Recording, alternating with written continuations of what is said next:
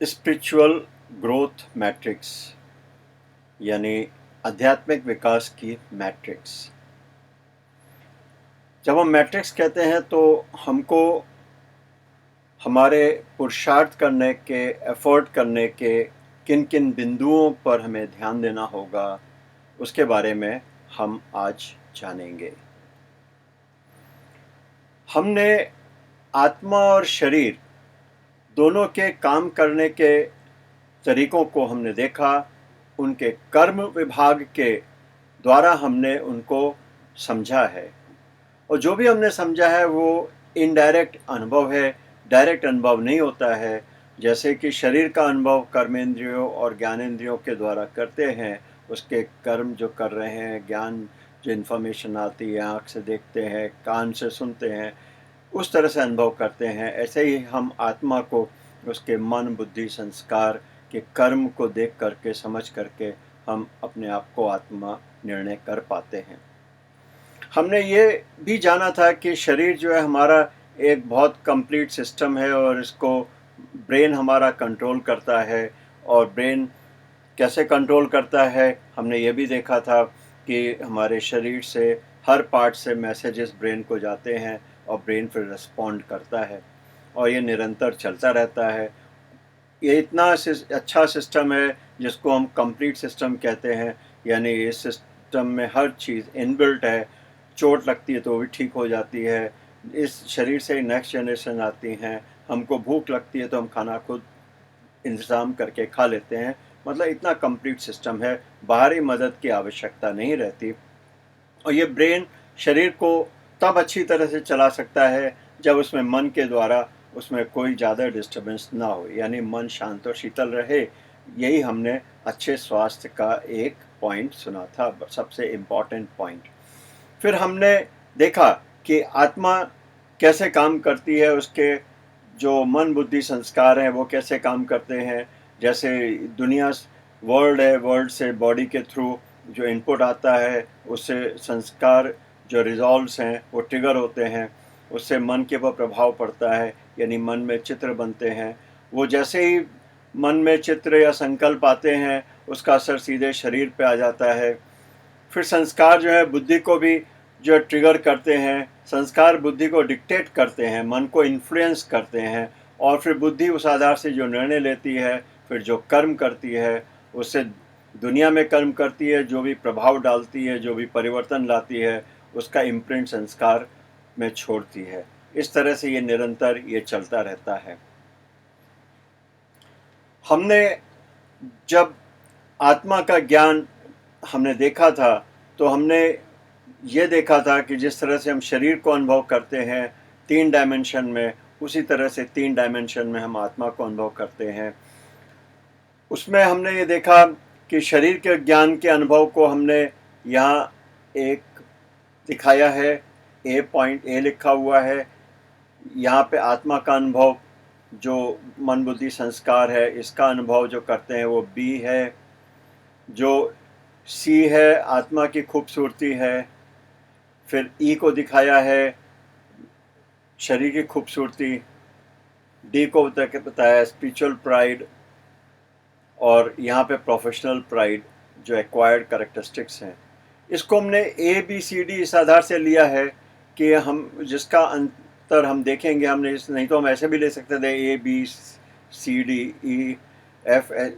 एक ऑर्डर में करते, लेकिन हमने पहले वो लिए हैं जिनके ऊपर हमें विशेष ध्यान देना है और जिनको हमें ग्रो करना है, और जो बाद में रखे हैं E और F, इनको हमको ख़त्म करना है, इनके ऊपर विजय प्राप्त करनी है। इसको सबको डाउन दिखाया गया है।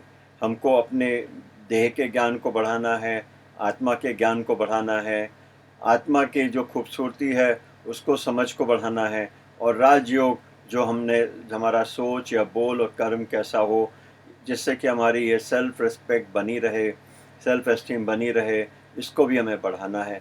तो इसमें हमें 4 चीज़ों को बढ़ाना है और 2 चीज़ों को हमें ख़त्म करना है, अगर हमें अपने अंदर आध्यात्मिक परिवर्तन या डेवलपमेंट करना है। अब इसके डिटेल में थोड़ा आगे जाके हम देखते हैं। हमने ये देह का ज्ञान तो देखा, इसमें हमें समझ में आया हमारे शरीर के लिए हमने आपको बताया था कि हमें बहुत अटेंटिव और सेंसिटिव रहना है। हमारे शरीर में कहाँ भी जो फ्लो हो रहा है, चाहे डाइजेशन सिस्टम में है, चाहे रेस्पिरेटरी सिस्टम है, चाहे ब्लड सर्कुलेशन सिस्टम है, इसमें कहाँ भी जो है ब्लॉक्स नहीं होने चाहिए, कोई अवरोध नहीं होना चाहिए। तो हमें वो सारी चीज़ें करनी चाहिए जिससे अवरोध हमारे शरीर के निकल सकें, और हमें अच्छी ऑक्सीजन लेनी चाहिए जिससे कि हमारे शरीर के हर भाग में ब्लड के साथ ऑक्सीजन जाए। और हम खाना जो है बहुत सिंपल और हेल्दी फूड लेवें। ये ज्ञान हमारा दिन पर दिन बढ़ता जाना चाहिए। देह का ज्ञान बढ़ने का कारण एक और ये भी है कि बचपन जब बच्चे का जन्म होता है, पहले वो बढ़ता जाता है, वो सीखता जाता है। जब उसके अंदर सारी शक्तियाँ डेवलप हो जाती हैं, एक समय के बाद उसकी शक्तियाँ वो कम होने लगती हैं, उसमें गिरावट आने लगती है।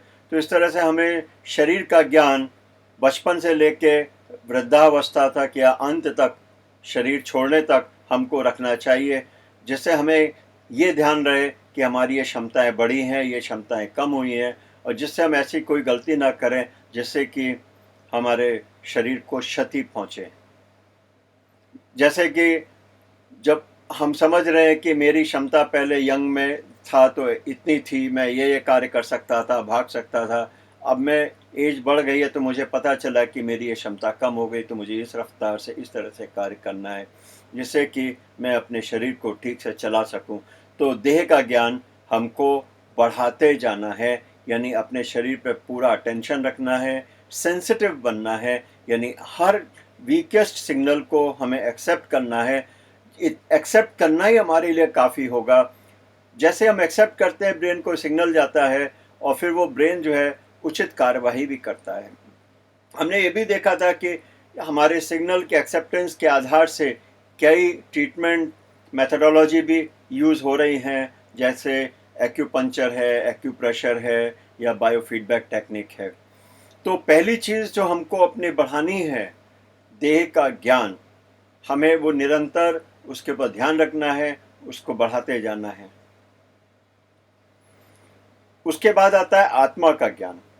अब आत्मा के ज्ञान को जानने के लिए हमने ये देखा था कि मन, बुद्धि, संस्कार, हमारी शक्तियाँ कैसे काम कर रही हैं, ये इंटरेक्शन कैसे हो रहा है। जैसे इस दुनिया के से इनपुट आया शरीर में, जैसे हमने ऑब्जर्व किया ज्ञान इंद्रियों से, वो संस्कार को इन्वोक करते हैं, ट्रिगर करते हैं, और वो संस्कार से निकल के मन में विचार आते हैं जो मन को इन्फ्लुएंस करते हैं। जैसे ही मन में वो विचार आता है, वो शरीर के ऊपर प्रभाव डालता है, और ये संस्कार जो है बुद्धि को भी डिक्टेट करते हैं, मन को इन्फ्लुएंस करते हैं, बुद्धि को डिक्टेट करते हैं। उसके बाद मन में बुद्धि के द्वारा जो निर्णय लिया जाता है, निर्णय लेके जो हम कर्म करते हैं, वो हमारा जो है इस दुनिया को परिवर्तन करता है, इम्पैक्ट डालता है, और जो कर्म करते हैं फिर वो हमारे संस्कार में रिकॉर्ड होता है, यानी उसका इम्प्रिंट छोड़ता है।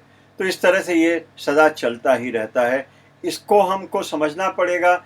जितना जितना हम अपने इंट्रोवर्ट होके, अंतर्मुखी होके, अपने इन ट्रिगर्स को, मन में संस्कारों के प्रभाव को, संस्कारों को समझने का, और बुद्धि के ऊपर संस्कारों का प्रभाव जो कि मुझे गुलाम बनाए हुए हैं, जिसके कारण कि मैं रिएक्टिव पर्सनालिटी हो जाता हूँ, मैं रिएक्ट करता हूँ, इन सब चीज़ों को ध्यान देना, इन चीज़ों को परखना, संस्कारों को पूरी रीति से जानना, और मन, बुद्धि, संस्कार के साथ मैं आत्मा कैसे शरीर में कार्य कर रही हूँ, जितना हम जानते जाएंगे अपने संस्कारों को, उतना हमारा आत्मा का ज्ञान भी बढ़ता जाएगा। उसके बाद है स्वमान।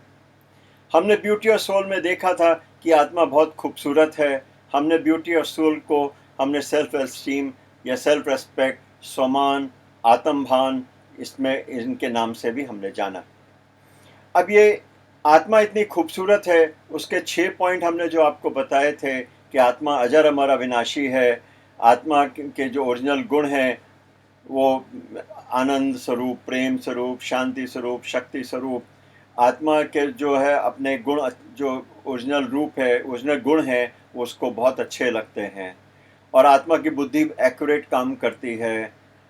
इसके ऊपर हमने ये भी बताया था, एक्यूरेट काम करने का मतलब नहीं गलत निर्णय नहीं लेगी। ये ठीक उस तरह से अगर कंप्यूटर में डेटा और प्रोग्राम करेक्ट नहीं है, ठीक नहीं है, तो कंप्यूटर गलत रिजल्ट देता है, इसका मतलब ये नहीं है कि आप कंप्यूटर को बोलोगे वो गलत काम कर रहा है या वो फॉल्टी है। ऐसे ही आत्मा को जितना ज्ञान अच्छा आता जाता है, ठीक से आता जाता है, उतना ही वो एक्यूरेट निर्णय लेती है। और आत्मा में अगली खूबसूरती है कि वो अपनी छवि समाज में जो है बहुत अच्छी दिखाना चाहती है कि मैं बहुत कोऑपरेटिव हूँ, मैं बहुत हेल्पफुल हूँ, मैं सबका भला करते हूँ। उसके बाद छठा पॉइंट जो है, हम हर व्यक्ति को यानी हर आत्मा को शेयरिंग में बहुत खुशी होती है, देने में खुशी होती है, लेने में इतनी नहीं होती। इस आधार से हमें जो समझना है लॉ ऑफ इटर्नल सोल। अब लॉ ऑफ इटर्नल सोल क्या है? आत्मा इतनी खूबसूरत है, इतनी खूबसूरत है, इन 6 गुणों के, इन 6 एट्रीब्यूट्स के साथ जो उसकी खूबसूरती है, उसके अंदर जो डायनेमिक्स काम करता है, जो इंटरनल मैकेनिक्स काम करती है, वो कुछ इस तरह से काम करती है। कोई भी व्यक्ति कितने भी गलत रास्ते पे जा रहा हो, जैसे जैसे उसको ज्ञान आता जाता है, वो सही रास्ते पे आने का प्रयास करता है। ये उसका इनबिल्ट क्वालिटी है। ये बहुत इम्पॉर्टेंट लॉ है जिसको हमें अपने जीवन में खुद के अंदर देखना और दूसरों के अंदर भी ये प्रैक्टिकल करके देखना कि हर व्यक्ति में कैसे स्व परिवर्तन का कार्य यानी अच्छे रास्ते पर आने का उसका जो प्रयास है वो चलता रहता है। इसको भी हमें समझना है। यह है स्वमान या आत्मभान। उसके बाद हमने राजयोग में हमने देखा कि राजयोग क्या है कि हमारा जो सेल्फ एस्टीम है, जो स्वमान है, वो बराबर बना रहे। उसके लिए मेरे सोच और बोल कर्म कैसे हों, इसको हम राजयोग में सीखते हैं।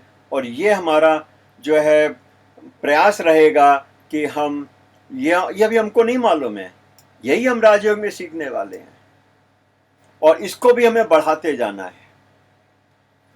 अब आ जाते हैं जिन चीज़ों को हमें छोड़ना है। हमने देखा जो ब्यूटी ऑफ बॉडी है यानी फिजिकल अपीयरेंस है, ये बड़ा धोखा देने वाला है। अब यहाँ पे उदाहरण के लिए एक दिखाया हुआ है, वर्ल्ड है। अब यह फिजिकल अपीयरेंस में यह तमाम दुनिया के चित्र दिखाए हुए हैं। इस आधार से जो है इंफॉर्मेशन शरीर के द्वारा संस्कार को इन्वोक करती है, माइंड को इन्फ्लुएंस करती है, फिर वही विचार आके शरीर को प्रभाव में डालते हैं और फिर बुद्धि को भी ट्रिगर करते हैं।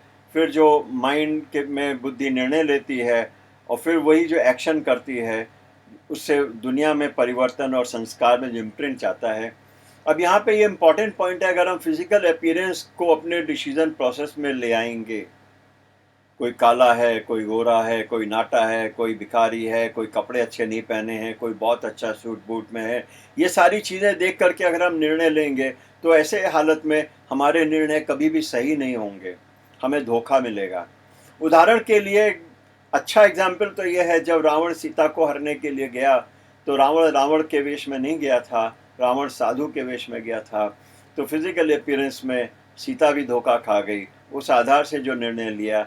यानी कहने का मतलब है फिजिकल अपीयरेंस को ना देख करके हमें जो सूक्ष्म गुण और शक्तियां हैं जो कर्मों से लोगों के अंदर दिखाई देती हैं, उसके द्वारा उसको आधार बना के हमें निर्णय लेना चाहिए और फिजिकल अपीयरेंस के आधार से निर्णय बिल्कुल नहीं लेने चाहिए। यानी इस आधार से अगर हम कार्य कर रहे हैं, हमें विशेष ध्यान करके इन सब चीज़ों से अपने डिसीजन प्रोसेस को मुक्त करना है। फिर हमने देखा कि हमारी जो एक्वायर्ड कैरेक्टरिस्टिक्स हैं, हम इस जीवन में पढ़ लिख के लॉयर बन जाते हैं, इंजीनियर बन जाते हैं, डॉक्टर बन जाते हैं। अब वैसे प्रोफेशनल प्राइड कोई ख़राब चीज़ नहीं है, लेकिन ये अगर एक्सट्रीम में आ जाए और कोई सोचने लगे कि मैं सबसे बेस्ट हूँ, मेरे से अच्छा कोई नहीं है, तो ये एक ट्रैप क्रिएट कर लेता है। हम इसको हिंदी में देह अभिमान बोल देते हैं, अंग्रेजी में हम इसको बोल सकते हैं एरोगेंस ऑफ द पर्सन। अब ये हमें नुकसान करता है। ये क्यों नुकसान करता है, मैं इसके 2 कारण बताऊंगा। पहला कारण तो हम ऐसे लेते हैं कि हमारा जो शरीर है जनरल पर्पस है। हम बचपन में जिस तरह से हमारी परवरिश हुई है, हम बड़े हुए हैं, मैं इंजीनियर भी बन सकता हूँ, डॉक्टर भी बन सकता हूँ, लॉयर भी बन सकता हूँ, मैं कुछ भी बन सकता हूँ। ये ठीक उस तरह से है जैसे कि बॉलीवुड में कोई एक्टर जो है सारे रोल कर सकता है, कोई भी रोल दे दो, और कोई एक्टर जो है खाली जो है एक पर्टिकुलर रोल करता है, या कॉमेडी का, या कोई एक्ट्रेस है वो खाली माँ का रोल प्ले करती है, तो किस एक्टर की वैल्यू ज़्यादा है? निश्चय ही उस एक्टर की वैल्यू ज़्यादा होगी जो सारे रोल प्ले कर सकता है। तो इसलिए अपने आप को एक रोल से चिपका लेना और समझना कि मैं बेस्ट हूँ, बेटर हूँ, मेरे से अच्छा कोई नहीं है, ये हमारी वैल्यू को कम कर देता है। हम कुछ भी कर सकते हैं, कभी भी कुछ नया चीज़ सीख सकते हैं। कोई डॉक्टर लॉयर भी बन सकता है, लॉयर डॉक्टर भी बन सकता है, कोई कुछ भी कर सकता है ना? तो ये देह अभिमान हमें छोड़ना है। तो हमारी वैल्यू कम हो जाती है अगर हम एक ही रोल से चिपके रहते हैं। और दूसरा कारण जो देह अभिमान जो हमको एक नुकसान पहुंचाता है, हमारे सुनने, सोचने, समझने की शक्ति को खत्म कर देता है। उसका एक बड़ा अच्छा एक स्टोरी है। एक कुछ इस तरह से है, एक एक्सप्लोजिव से भरी हुई एक ट्रक, ओवरलोडेड ट्रक ब्रिज के नीचे से जा रही। अब वो जाके अंदर फंस गई, न वो आगे बढ़ती न पीछे आती, और उसमें एक्सप्लोजिव भरा हुआ है। ज़रा सा भी जोर लगाया तो एक्सप्लोजन हो सकता है। तो सारे कॉरपोरेशन के इंजीनियर्स वगैरह आके डिस्कशन करने लगे, भाई इसको कैसे निकालना है, क्या करना है। 8-10 लोग डिस्कशन कर रहे हैं जैसे यूजुअली करते हैं सड़क पर खड़े होकर के। तभी एक छोटा सा बच्चा आया, वो समझ गया कि क्या प्रॉब्लम है। तो उसने बोला, अंकल अंकल मैं बताऊं कैसे निकलेगा एक ट्रक। तो सारे इंजीनियर, चीफ इंजीनियर वगैरह जो खड़े थे, उन्होंने कहा, अरे बड़े जब बात कर रहे होते हैं तो छोटों को नहीं आना चाहिए, भाग जाए यहाँ से। वो चला गया, लेकिन थोड़ी देर देखता रह, गया नहीं। फिर देखा इतना टाइम लगा रहे हैं ये लोग, अभी तक निर्णय नहीं ले पाए। फिर जाके बोलता है, अंकल अंकल। फिर दूसरे ने उसको डांट दिया। ऐसे 4-5 बार होता रहा। अंत में एक जो उसी ग्रुप में था मेंबर, उसने कहा, उसने बोला, अच्छा बता क्या करें। कहता है, अंकल टायर की थोड़ी हवा कम कर दो। अब इतना सिंपल सॉल्यूशन इतने बड़े लोगों के बीच में नहीं आया, लेकिन जो कि एक आंसर जो है उसका सॉल्यूशन एक छोटे बच्चे ने दे दिया। तो कहने का मतलब है, हमारे पास मीनिंगफुल इंफॉर्मेशन किसी भी सोर्स से आ सकती है, कहाँ से भी आ सकती है। इसलिए देह अभिमान हमें छोड़ना है, क्योंकि एक तो हमारी वैल्यू कम हो जाती है, और दूसरा हमारे सुनने, सोचने, समझने की शक्ति भी कम होती जाती है। अब यहाँ पर हमने उनको कैटेगरी में डाला है कि बॉडी कॉन्शियस जो होगा उसके अंदर देह का ज्ञान कम होता जाएगा, सोल नॉलेज कम होती जाएगी, beauty of soul understanding, self esteem कम होता जाएगा, जो उसका प्राइड है, सेल्फ स्पिरिचुअल प्राइड, वो भी कम होता जाएगा। लेकिन उसका जो फिजिकल अपीयरेंस यानी बाहरी आवरण को देख करके जो निर्णय लेने का तरीका है वो बढ़ता जाएगा, और जो अपने डिग्रीज पे, अपने एक्वायर्ड कैरेक्टरिस्टिक्स पे जो ज़्यादा जोर देता रहेगा, उसको बढ़ाता रहेगा, उसी पे टिका रहेगा, तो वो बढ़ता जाएगा, जो बॉडी कॉन्शियस होगा। और जो सोल कॉन्शियस बनने का प्रयास करेगा, उसको देह का ज्ञान भी बढ़ता जाएगा। ये जरूरी है, देह का ज्ञान बढ़ना, आत्मा का ज्ञान भी बढ़ेगा, उसका सम्मान भी बढ़ता जाएगा। उसका जो राजयोग है, यानी कैसे मुझे सोचना, बोलना, करना, जिससे मेरा सम्मान सदा रहे, वो भी सीखता जाएगा, जो एक्वायर्ड कैरेक्टरिस्टिक्स हैं। लेकिन उसका डिपेंडेंस फिजिकल अपीयरेंस पे कम होता रहेगा, और एक्वायर्ड कैरेक्टरिस्टिक्स है, मैं इंजीनियर हूँ या डॉक्टर हूँ, मेरा पर्टिकुलर रोल इस लाइफ में मैं ये कर रहा हूँ, उसका घमंड भी ये कम होता जाएगा। अब हमें इस मैट्रिक्स से क्लियर है कि हमें अपने पुरुषार्थ करना है, अपने मेहनत करना है, अपने को ग्रो करना है एक डायरेक्शन में। तो मैट्रिक्स हमको मदद करेगी किन किन चीज़ों को हमें बढ़ाना है और किन किन चीज़ों को हमें कम करना है। Thank you.